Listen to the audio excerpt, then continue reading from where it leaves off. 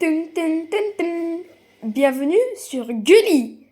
Alors, donc, aujourd'hui, je vais essayer de vous expliquer comment on fait un nœud de Bosco. Donc, j'ai deux brins, deux boucles, dont un que j'ai identifié en bleu, histoire qu'on ne se mélange pas trop les pinceaux. Je prends celui qui n'est pas bleu. Je fais une boucle. En partant du bas, je fais une boucle. Cette boucle, je la retourne à plat sur le bout bleu.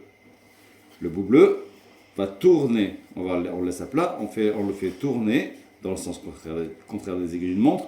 Il passe sous le brin qui n'est pas bleu. Il rentre dans la boucle, ainsi faite, ressort en passant sous le bout bleu, il ressort en face. Et là, ce qui se passe, c'est qu'on a notre nœud de base.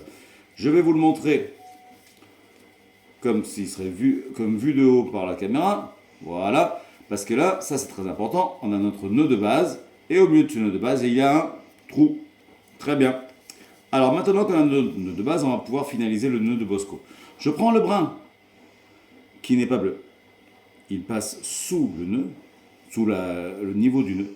Il tourne dans le sens contraire des aiguilles d'une montre, passe sous le brin bleu, et remonte à l'intérieur, par l'intérieur du trou du nœud de base. Hop là. Le deuxième, le bleu, fait la même chose, toujours dans le sens contraire des aiguilles d'une montre.